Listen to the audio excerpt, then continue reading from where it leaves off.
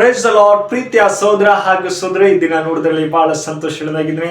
ಯೇಸು ಕ್ರಿಸ್ತನ ಶ್ರೇಷ್ಠವಾದ ನಾಮದಲ್ಲಿ ನಿಮಗೆಲ್ಲರಿಗೂ ವಂದನೆ ಸಲ್ಲಿಸ್ತೇನೆ. ಶಾಲು, ನಿಮಗೆ ಸಮಾಧಾನ ಉಂಟಾಗಲಿ. ಪ್ರೀತಿ ಮಕ್ಕಳು, ಈ ಸಾಯಂಕಾಲ ವೇಳೆಯಲ್ಲಿ ದೇವ್ರ ವಾಕ್ಯ ಧ್ಯಾನ ಮಾಡುವಾಗ ಅದ್ಭುತವಾಗಿ ನಮ್ಮನ್ನು ಕಾಪಾಡಿ ನಡೆಸುವಂತಹ ಸರ್ವಶಕ್ತರಾಗಿದ್ದಾರೆ. ನನ್ನ ಮಗಳು, ನನ್ನ ಮಗ ಯಾವುದೋ ಭಯದಲ್ಲಿ ಇದಿರ್ಬೋದು, ಆದರೆ ನಮ್ಮ ದೇವರು ನಮ್ಮ ಯಾವಾಗಲೂ ಕೈ ಹಿಡಿದು ನಡೆಸುವಂತಹ ಸರ್ವಶಕ್ತರಾಗಿದ್ದಾರೆ. ಪ್ರೀತಿ ದೇವ ಮಕ್ಕಳೇ, ಈ ಸಾಯಂಕಾಲದಲ್ಲಿ ದೇವರು ಒಂದು ಒಳ್ಳೆ ಟಾಪಿಕ್ ಕೊಟ್ಟಿದ್ದಾರೆ. ಏನಂದ್ರೆ ಭಕ್ತಿ ವೈರಾಗ್ಯವುಳ್ಳ ಅಗ್ನಿ ಎಂಬುದಾಗಿ. ಹೌದು ಪ್ರೀತಿ ದೇವ ಮಕ್ಕಳೇ, ಇದಕ್ಕೆ ಆಧಾರವಾಗಿ 2ನೇ ಅರಸುಗಳು 10ನೇ ಅಧ್ಯಾಯ 16ನೇ ವಾಕ್ಯ ನಿಮಗಾಗಿ ಓದ್ತೀನಿ. ದಯಮಾಡಿ ನಿಮ್ಮಲ್ಲಿ ಸತ್ಯವಿದ್ದರೆ ತೆಗೆದು ಧ್ಯಾನಿಸಬೇಕೆಂಬುದಾಗಿ ನಾನು ಕೇಳ್ಕೊಳ್ತೇನೆ. ಯೆಹೋವನಲ್ಲಿ ನನಗಿರುವ ಆಸಕ್ತಿಯನ್ನು ನೋಡು ಎಂದು ಹೇಳಿ ಅವನನ್ನು ಕೈ ಹಿಡಿದು ತನ್ನ ರಥದಲ್ಲಿ ಕರೆದುಕೊಂಡು ಹೋದನು ಎಂಬುದಾಗಿ. Amen, hallelujah.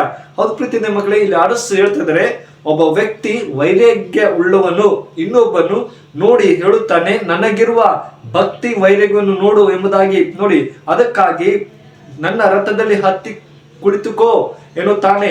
ಇಂದು ದೇವರು ನಮ್ಮನ್ನು ಕೂಡ ಹೇಳ್ತಿದ್ದಾರೆ, ನನ್ನ ಭಕ್ತಿನ ನೋಡು, ನೀವು ಹತ್ತಿ ಬರ್ರಿ, ನೀವು ಕೂಡ ಭಕ್ತಿ ವೈರಾಗ್ಯದಿಂದ ಜೀವಿಸಿರಿ ಎಂಬುದಾಗಿ ದೇವರು ಕರೀತಾ ಇದ್ದಾರೆ. ಹೌದು ಪ್ರೀತಿ ಮಕ್ಕಳೇ, ಅದೇ ಜಕರೀಯ ಪ್ರವಾದನೆ 1ನೇ ಅಧ್ಯಾಯ 14ನೇ ವಚನ ಹೇಳ್ತದೆ, ನೋಡು ಎಂದು ಕರೆಯುತ್ತಿದ್ದಾನೆ. ಆ ಕರ್ತನು ತನ್ನ ಅಗ್ನಿಯನ್ನುವಾದ ರಥದಲ್ಲಿ ನಿಮ್ಮನ್ನು ಹತ್ತಿಸಿಕೊಂಡು ನಾನು ಯೆರೂಸಲೇಮಿಗಾಗಿಯೂ ಚೀಯೋನಿಗಾಗಿಯೂ ವೈರಾಗ್ಯವುಳ್ಳವನಾಗಿದ್ದೇನೆ ಮತ್ತೆ ಎನ್ನುತ್ತಾನೆ. Amen, hallelujah. ಹೌದು ಪ್ರೀತಿದೆ ಮಕ್ಕಳೇ, ನಾನು ಎರಡು ವಿಷಯ ಹೇಳಕ್ಕೆ ಇಷ್ಟವುಳ್ಳವನಾಗಿದ್ದೇನೆ. ಪ್ರೀತಿದೆ ಮಕ್ಕಳೇ, ಮೊದಲದಾಗಿ ನಾವು ಸತ್ಯವೇದಕ್ಕಾಗಿ ಭಕ್ತಿ ವೈರಾಗ್ಯ ಆಗಿರ್ಬೇಕು. ಹೌದು ಪ್ರೀತಿದೆ ಮಕ್ಕಳೇ, ನಾವು ಯಾವಾಗ್ಲೂ ದೇವ್ರ ವಾಕ್ಯ ಓದುವ ವೈರಾಗ್ಯ ಇರಬೇಕು.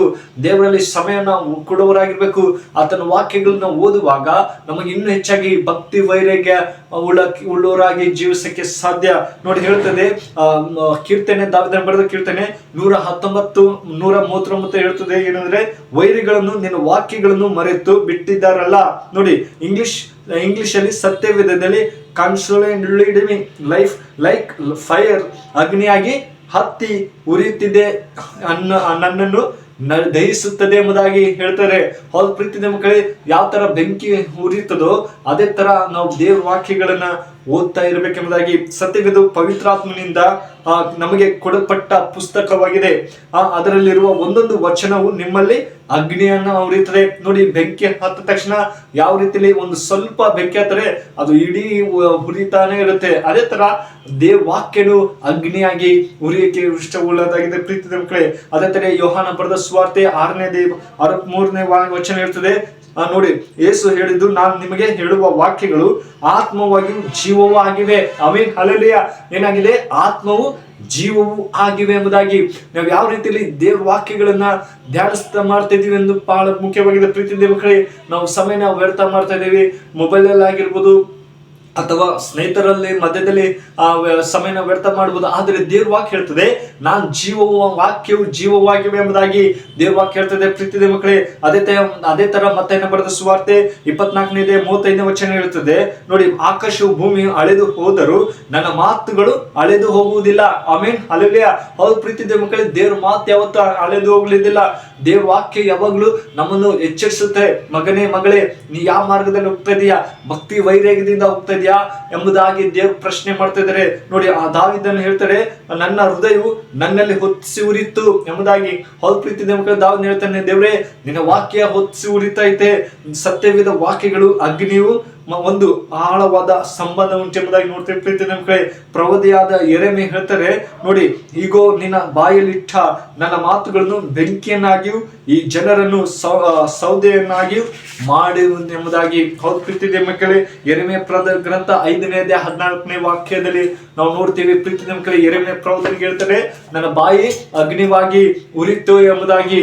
ಹೌದು ಪ್ರೀತಿದೆ ಮಕ್ಕಳೇ, ನಮ್ಮ ಜೀವನದಲ್ಲಿ ಪ್ರತಿದಿನ ದೇವ್ರ ವಾಕ್ಯಗಳನ್ನ ಧ್ಯಾನ ಮಾಡಬೇಕು. ಅದು ಒಂದು ಅಗ್ನಿವಾಗಿದೆ. ದೇವ್ರ ಮಾತು ಯಾವತ್ತು ಬದಲಾಗುವುದಿಲ್ಲ. ದೇವ್ರ ಮಾತು ಎಂದಿಗೂ ಇದಾಗಿಲ್ಲ. ಎರಡನೇದಾಗಿ ನೋಡೋದಾದ್ರೆ ಪ್ರೀತಿಯ ಮಕ್ಕಳೇ, ಆಲಯಕ್ಕಾಗಿ ಭಕ್ತಿವರೆಗೆ. ಹೌದು ಪ್ರೀತಿಯ ಮಕ್ಕಳೇ, ಈ ದಿನಗಳಲ್ಲಿ ನಾವು ಭಾನುವಾರ ಆದ್ರೆ ಕೆಲಸದಲ್ಲಿ ಒತ್ತಡದಲ್ಲಿ ಹೋಗ್ತೀವಿ, ಇಲ್ಲಂತಲ್ಲ, ಕೆಲಸ ಮಾಡ್ಬೇಕು, ಆದ್ರೆ ನಾವು ಭಕ್ತಿಯಿಂದ ಆರಾಧನೆಗೆ ಆಲಯಕ್ಕೆ ಹೋಗ್ಬೇಕು. ಪ್ರೀತಿಯ ಮಕ್ಕಳೇ, ಪ್ರತಿಯೊಂದು ಕುಟುಂಬವಾಗಿ ನಾವು ಆಲಯದಲ್ಲಿ ಹೋಗುವಾಗ ಅಯ್ಯೋ ನನ್ನ ಮಗಳು ನನ್ನ ಮಗ ಭಕ್ತಿ ವೈರಾಗ್ಯದಿಂದ ಬರ್ತಾರೆ ಎಂಬುದಾಗಿ ದೇವರು ಸಂತೋಷರಾಗಿದ್ದಾರೆ. ಅದು ನೋಡಿ ಕೀರ್ತನೆ ದಾವೀದನು ಬರೆದ ಕೀರ್ತನೆ 69ನೇ ವಚನ ಹೇಳುತ್ತದೆ, ನಿನ್ನ ಆಲಯ ಅಭಿಮಾನವು ನನ್ನಲ್ಲಿ ಅಗ್ನಿ ಅಂತೆ ದಹಿಸುತ್ತದೆ. ಆಮೀನ್. ಹೌದು ಪ್ರೀತಿಯ ಮಕ್ಕಳೇ, ನಾವು ಆ ಅಭಿಮಾನದಿಂದ ದೇವರ ಆಲಯಕ್ಕೆ ಹೋಗ್ಬೇಕು. ನಾವು ಅಲ್ಲಿ ಇಲ್ಲಿ ಸುತ್ತಾಡ್ತಾ ಇರ್ತೀವಿ ನಿಜ, ಆದ್ರೂ ಕೂಡ ದೇವ್ರ ಆಲಯದಲ್ಲಿ ಯಾವಾಗ್ಲೂ ಹೋಗುವಾಗ ದೇವ್ರ ಸಂತೋಷವಾಗಿದ್ದಾರೆ. ನೋಡಿ ಗಮನಿಸಿ, ಇಲ್ಲಿಯೂ ಕೂಡ ದಹಿಸುವ ಎಂಬ ಮಾತು ಉಪಯೋಗಿಸಲ್ಪಟ್ಟಿದೆ. ಅವ್ರ ಪ್ರೀತಿಯ ಮಕ್ಕಳು, ಇಲ್ಲೂ ಒಂದು ಅಗ್ನಿವಾಗಿದೆ. ಸಭೆ ಹೋಗುವಾಗ ನಮಗೆ ಅಗ್ನಿಯಾಗಿ ಉಜ್ಜುವ ಭಕ್ತಿ ಬರುತ್ತೆ. ಅಯ್ಯೋ ನಾವು ಇಷ್ಟ ಬಂದ ಹಾಗೆ ಜೀವಿಸದೆ ದೇವ್ರ ಆಲಯದಲ್ಲಿ ಪ್ರತಿದಿನ ದೇವ್ರ ಆಲಯಕ್ಕೆ ಹೋಗ್ಬೇಕು. ದೇವ್ರ ಭಾನುವಾರ ಮಾತ್ರ ಹೋಗದೆ ದೇವ್ರಿಗೆ ಯಾವಾಗ ಸಮಯ ಸಿಗುತ್ತೋ ನಾನು ನಿನ್ನ ಆಲಯದಲ್ಲಿ ಹೋಗ್ತೀನಿ ಎಂಬುದಾಗಿ ಸಂತೋಷದಿಂದ ಹೇಳುವಾಗ ದೇವ್ರು ಎಷ್ಟು ಸಂತೋಷವಾಗಿದ್ದಾರೆ. ಪ್ರೀತಿಯ ಮಕ್ಕಳೇ, ಅದೇ ತರ ಯೋಹಾನ ಬರೆದ ಸುವಾರ್ತೆ 2ನೇ ಅಧ್ಯಾಯ 15-16 ವಚನ ಹೇಳ್ತದೆ. ಏನಂದ್ರೆ, ಭಕ್ತಿ ವೈರಾಗ್ಯದಿಂದ ಹಗ್ಗದಿಂದ ಕೊರಡೆಯನ್ನು ಮಾಡಿ ಅವರೆಲ್ಲರನ್ನು ಓಡಿಸಿ ನನ್ನ ತಂದೆಯ ಮನೆಯನ್ನು ಕಳ್ಳರ ಗವಿಯಾಗಿ ಮಾಡಿದರಲ್ಲ ಎಂದು ದುಃಖ ಪಡುತ್ತಾನೆ. ಅವ್ರ ಪ್ರೀತಿಯ ಮಕ್ಕಳು, ದೇವ್ರು ಹೇಳ್ತಾರೆ, ಇದು ನನ್ನ ಗವಿ ಯಾಕೆ ಈ ಕಳ್ಳರ ಗವಿ ಮಾಡ್ತಾ ಇದ್ದೀರಿ, ಇದನ್ನೆಲ್ಲ ಮಾಡಬೇಡ್ರಿ ಎಂಬುದಾಗಿ ದೇವರವರಿಗೆ ಹೇಳ್ತಾ ಇದ್ರು. ಅದೇ ತರ ನಮ್ಮ ಜೀವಿತದಲ್ಲೂ ನಾವು ನಮ್ಮ ಹೃದಯನ ಒಳ್ಳೆ ರೀತಿಯಲ್ಲಿ ಭಕ್ತಿ ವೈರಾಗ್ಯದಿಂದ ಪ್ರತಿ ಭಾನುವಾರದಲ್ಲೂ ನಾವು ಆರಾಧನೆಯಲ್ಲಿ ಹೋಗ್ಬೇಕು, ಭಾಗವಹಿಸ್ಬೇಕು. ಪ್ರೀತಿಯ ಮಕ್ಕಳೇ, ನಮಗೆ ಕೆಲಸ ಇದ್ರು ಕೂಡ ದೇವ್ರೆ ನಿನ್ನಲ್ಲಿ ಭಯಭಕ್ತಿಯಿಂದ ವೈರಾಗ್ಯದಿಂದ ನಾನು ನಡೀತೀನಿ ಎಂಬುದಾಗಿ ಹೇಳುವಾಗ ದೇವ್ರ ಸಂತೋಷವಾಗಿದ್ದಾರೆ. ಪ್ರೀತಿಯ ಮಕ್ಕಳೇ, ನೋಡಿ ನಿಮ್ಮಲ್ಲಿ ಕರ್ತನ ಆಲಯದ ಕುರಿತು ಅಭಿಮಾನ ನಮ್ಮಲ್ಲಿ ಇರಬೇಕು. ಹೌದು ಪ್ರೀತಿಯ ಮಕ್ಕಳೇ, ನಾವು ಯಾರಾದ್ರೂ ಹೋದ್ರೆ ಅಭಿಮಾನ ಇರುತ್ತದೋ ಅದೇ ತರ ನಾವು ಆಲಯದಲ್ಲಿ ಹೋಗುವಾಗ ನಮ್ಮಲ್ಲಿ ಅಭಿಮಾನ ಇರಬೇಕು. ಅಯ್ಯೋ ನಾನು ಸಭೆಗೆ ಹೋಗ್ಬೇಕು, ನಾನು ಯಾವಾಗ್ಲೂ ದೇವ್ರ ವಾಕ್ಯ ಓದ್ಬೇಕು ಎಂಬಂತ ನಮ್ಮಲ್ಲಿ ಅಭಿಮಾನ ಬರ್ಬೇಕು. ಆವಾಗಲೇ ನಾವು ಭಕ್ತಿ ವೈರಾಗ್ಯ ಉಳ್ಳವರಾಗಿ ಜೀವಿಸಕ್ಕೆ ಸಾಧ್ಯ. ಈ ಲೋಕದಲ್ಲಿ ನೋಡುವುದಾದ್ರೆ ಎಷ್ಟೋ ಜನರಿಗೆ ಸಮಯ ಇದೆ, ಆದ್ರೂ ಅಯ್ಯೋ ಏನು ಸಭೆಗೆ ಹೋದ್ರೆ ಏನಾಗುತ್ತೆ ಎಂಬಂತ ಒಂದು ಗಲಿಬಿಲಿಯಲ್ಲಿ ಇರ್ತಾರೆ. ಆತರ ಮಾಡದೆ ಪ್ರೀತಿಯ ಮಕ್ಕಳು, ನಾವು ಯಾವಾಗ್ಲೂ ದೇವರಲ್ಲಿ ಒಂದು ಭಕ್ತಿ ವೈರಾಗ್ಯದಿಂದ ನಾವು ಜೀವಿಸಬೇಕು. ಆತನ ಮಾರ್ಗದಲ್ಲಿ ನಾವು ನಡೆಯುವಾಗ ದೇವ್ರು ನಮಗೆ ಆಶೀರ್ವದಿಸಕ್ಕೆ ಸಾಧ್ಯ. ನಮಗೆ ಬೇಕಂತ ಎಲ್ಲ ಸಹಾಯ ಮಾಡುವಂತ ಸರ್ವಶಕ್ತರಾಗಿದ್ದಾರೆ. ಎಲ್ಲರೂ ಕೈ ಬಿಡಬಹುದು, ಆದ್ರೆ ದೇವ್ರು ನಮ್ಮನ್ನು ಕೈ ಬಿಡುವುದಿಲ್ಲ. ಅಯ್ಯೋ ನನ್ನ ಮಗಳು ನನ್ನಲ್ಲಿ ಭಯಭಕ್ತಿಯಿಂದ ವೈರಾಗ್ಯದಿಂದ ಜೀವಿಸ್ತಾ ಇದ್ದಾಳೆ, ಅವ್ರಿಗೆ ಸಹಾಯ ಮಾಡಬೇಕು, ಸೈತನ ಅಂಧಕಾರದಿಂದ ಬಿಡುಗಡೆ ಕೊಡಬೇಕು. ಎಂತ ಪರಿಸ್ಥಿತಿಯಲ್ಲಿ ಇರುವಾಗ್ಲೂ ದೇವ್ರು ನಮ್ಮನ್ನು ಕೈ ಹಿಡಿದು ನಡೆಸುವಂತ ಸರ್ವಶಕ್ತರಾಗಿದ್ದಾರೆ. ಪ್ರೀತಿ ದೇವ ಮಕ್ಕಳೇ, ನಮ್ಮನ್ನು ದೇವ್ರು ಕರೀತಾ ಇದ್ದೇನೆ. ದೇವ ಮಕ್ಕಳೇ, ನಾನು ಯಾವ ರೀತಿಯಲ್ಲಿ ದೇವ್ರ ಭಯಭಕ್ತಿಯಿಂದ ನಡೀತಾ ಇದ್ದೀನೋ ನೀವು ಕೂಡ ಬನ್ನಿರಿ ಎಂಬುದಾಗಿ ದೇವರು ಈ ದಿನಗಳಲ್ಲಿ ಹೆಚ್ಚಿಸ್ತಿದ್ದಾರೆ. ಹೌದು ಪ್ರೀತಿಯ ಮಕ್ಕಳಿಗೆ, ನಾವು ಯಾವ ರೀತಿಯಲ್ಲಿ ಅಭಿಮಾನದಿಂದ ಸಭೆಗೆ ಹೋಗ್ತಾ ಇದ್ದೀವಿ ಎಂಬುದು ಬಹಳ ಮುಖ್ಯವಾಗಿದೆ. ಅದೇ ತರ ರೋಮಪುರದ 8ನೇ ಅಧ್ಯಾಯ 26ನೇ ವಚನ ಹೇಳ್ತದೆ. ನೋಡಿ ಏನಂತಾರೆ, ನಿಮ್ಮೊಳಗೆ ಪವಿತ್ರಾತ್ಮನು ವಾಸಿಸ್ತಾನೆ, ಅದನ್ನು ಪ್ರಾರ್ಥನೆ ಮನೆಯಾಗಿ ಮಾಡಿದ್ದಾನೆ. ನಿಮ್ಮೊಳಗಿರುವ ಪವಿತ್ರಾತ್ಮನು ತಾನೇ ನಿಮಗೋಸ್ಕರ ಮಾತಿಲ್ಲದಂತ ನರಳಾಟದಿಂದ ಬೇಡಿಕೊಳ್ಳುತ್ತಾನೆ. ಆಮೇನ್, ಹಲ್ಲೆಲೂಯಾ. ಹೌದು ಪ್ರೀತಿಯ ಮಕ್ಕಳಿಗೆ, ನಮ್ಮಲ್ಲಿ ಪವಿತ್ರಾತ್ಮನಿಂದ ಮಾತಾಡುವಂತ ಪ್ರಾರ್ಥನೆ ಮಾಡ್ತಾರೆ. ನಮಗ್ ಯಾವ ರೀತಿಯಲ್ಲಿ ಪ್ರಾರ್ಥಿಸ್ತಾರೋ ಅದೇ ತರ ಪವಿತ್ರಾತ್ಮನಿಂದ ಸಹಾಯ ಮಾಡ್ತಾನೆ. ನಮ್ಮ ಹೃದಯನ ಸರಿಯಾಗಿ ಜೋಪಾನವಾಗಿ ಕಾಪಾಡ್ಕೊಳ್ಬೇಕು. ಯಾವಾಗ್ಲೂ ದೇವರೇ ನಿನ್ನ ಆತ್ಮನಿಂದ ನನ್ನ ತುಂಬಿಸು, ಪವಿತ್ರಾತ್ಮನಿಂದ ತುಂಬಿಸು, ಎಲ್ಲ ಅಂಧಕಾರಗಳಿಂದ ತೆಗೆದಾಕು ಎಂಬುದಾಗಿ ಕೇಳುವಾಗ ದೇವ್ರು ನಮ್ಮನ್ನು ಸಹಾಯ ಮಾಡ್ತಾನೆ. ಹೌದು ಪ್ರೀತಿಯ ಮಕ್ಕಳಿಗೆ, ಈ ದಿನಗಳಲ್ಲಿ ನಾವು ಪವಿತ್ರಾತ್ಮನಿಂದ ಪ್ರಾರ್ಥನೆ ಮಾಡ್ತಾ ಇದ್ದೀವ ಎಂಬುದು ಪ್ರಶ್ನೆ ಮಾಡಿಕೊಳ್ಬೇಕು. ನಾವು ದೇವರೊಂದಿಗೆ ಯಾವ ರೀತಿಯಲ್ಲಿ ಸಂಬಂಧವಾಗಿ ಭಯಭಕ್ತಿಯಿಂದ ಜೀವಿಸ್ತಾ ಇದ್ದೀವಿ ಎಂಬುದು ಬಹಳ ಮುಖ್ಯವಾಗಿದೆ. ಇಂದು ನಾವು ತೀರ್ಮಾನ ಮಾಡ್ಕೊಳ್ಬೇಕು, ದೇವರೇ ನಾ ಮೊದಲನೇದಾಗಿ ಭಕ್ತಿಯಿಂದ ಸತ್ಯವಿದ ಹೋಗ್ತೇನೆ, ಇನ್ಮೇಲೆ ಅಭಿಮಾನದಿಂದ ಆಲಯಕ್ಕೆ ಹೋಗ್ತೇನೆ ಅಂತ ಹೇಳುವಾಗ ದೇವ್ರು ನಿಶ್ಚಯವಾಗಿ ಸಂತೋಷವಾಗಿದ್ದೇನೆ. ನಿಮ್ಮ ಕಷ್ಟ, ನಿಮ್ಮ ವೇದನೆ ಎಲ್ಲವನ್ನು ಬಿಡುಗಡೆ ಕೊಡ್ತಾನೆ. ನಾವು ಭಕ್ತಿಯಿಂದ ಜೀವಿಸಬೇಕು. ಅಯ್ಯೋ ಕಷ್ಟ ಬಂದ ಮಾತ್ರ ದೇವರ ಭಯಭಕ್ತಿಯಿಂದ ಜೀವಿಸದೆ, ಕಷ್ಟ ಬಂದರೂ ಕೂಡ ದುಃಖ ಇದ್ದರೂ ಕೂಡ ಭಯಭಕ್ತಿಯಿಂದ ಜೀವಿಸುವಾಗ ದೇವರು ವಿಶೇಷವಾಗಿ ಬಿಡುಗಡೆ ಕೊಡ್ತಾರೆ. ಪ್ರೀತಿಯ ಮಕ್ಕಳೇ, ಈ ವಾಕ್ಯ ನಿಮ್ಮ ಜೀವಿತದಲ್ಲಿ ಆಶ್ವಸಿ ಕಾಪಾಡಿ. ಪ್ರಾರ್ಥನೆ ಮಾಡೋಣ, ಕಣ್ಮುಚ್ಚಿಕೊಂಡು ಪ್ರಾರ್ಥನಾ. ಪರಿಶೋಧನೆ ಪ್ರೀತಿಯುಳ್ಳ ದೇವರೇ, ಒಳ್ಳೆ ಸಮಯಕ್ಕಾಗಿ ಸ್ತೋತ್ರ.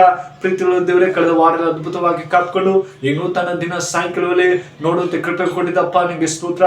ಹೌದೇಸಪ್ಪ, ನೀವು ಒಳ್ಳೆ ಟಾಪಿಕ್ ಕೊಟ್ಟಿದ್ದಿ ಅಪ್ಪ. ಭಕ್ತಿ ವೈರಾಗ್ಯ ಉಳ್ಳ ಅಗ್ನಿ ಆಗಿ ಜೀವಿಸ್ತಾರೆ ಎಂಬುದಾಗಿ ಹೇಳುವಾಗ ಅಪ್ಪ, ಈ ವಿಡಿಯೋ ಯಾರು ನೋಡ್ತಾರೋ ಅಪ್ಪ, ಪ್ರತಿದಿನ ಕುಟುಂಬದಲ್ಲಿ ಅವರು ಸತ್ಯವೇದ ಓದುವಂತೆ ಅಪ್ಪ, ಭಕ್ತಿ ಅಭಿಮಾನದಿಂದ ಆಲಯದಲ್ಲಿ ಹೋಗುವಂತೆ ಅವ್ರಿಗೆ ಸಹಾಯ ಮಾಡಪ್ಪ ಅಂತ ಪ್ರಾರ್ಥಿಸಿದರು. ಅವರ ಎಲ್ಲ ಸಮಸ್ಯೆಗಳು ಬಿಡುಗಡೆ ಕೊಡು, ಅವ್ರಿಗೆ ಶಾಂತಿ ಸಮಾಧಾನ ಕೊಡಪ್ಪ ಅಂತ ಪ್ರಾರ್ಥಿಸಿದರೆ ಕರುಣಾಮಯನೇ ಅದ್ಭುತವಾಗಿ ನಡೆಸುವಂತ ಸರ್ವಶಕ್ತರಾಗಿದ್ರಪ್ಪ, ನಿಮಗೆ ಸ್ತೋತ್ರ.